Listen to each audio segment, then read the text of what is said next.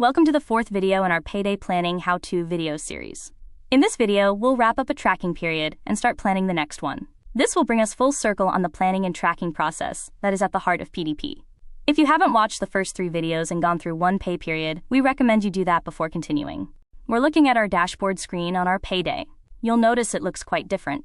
That's because PDP knows that it's time to start planning. We can tap on the button to go to planning, or, if we have some expenses to enter from yesterday, we can tap the Wrap Up Tracking button to enter those. That's what we'll do here.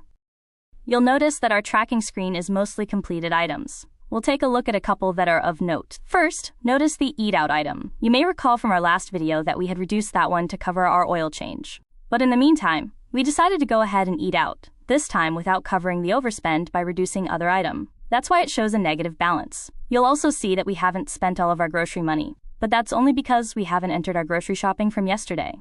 We'll go ahead and do that now and fast forward to where it is complete. That's all the entries we need to do. Our tracking screen now shows us the negative balance for eating out, and we didn't spend our allowance money, so that's a positive amount. Let's go ahead and go back to the dashboard.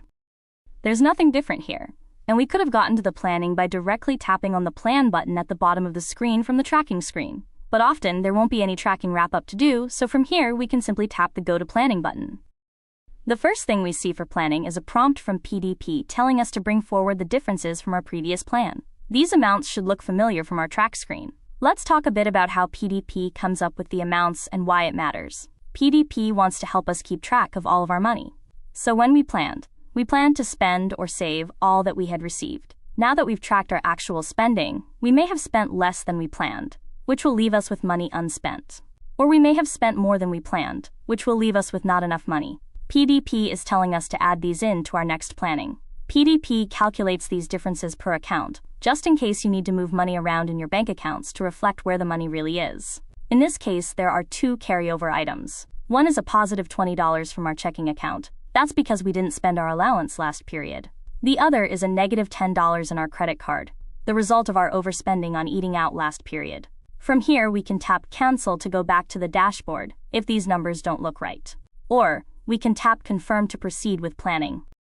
Now we see that there are 2 deposits called Net from Previous that PDP has provided for us. This is to start us off with an accurate representation of the money we have. We also already have 2 planned spending items, our allowance and our emergency savings. These are items we set to recur every pay period. This will reduce how much we need to enter for planning this time. Now we're ready to start the process of planning again. This concludes our 4-part series on the basic functionality of payday planning. We would love to hear from you how PDP helps you achieve financial stability, one paycheck at a time. You can leave a review in the Play Store or send an email to our support team with your story. Thanks for watching.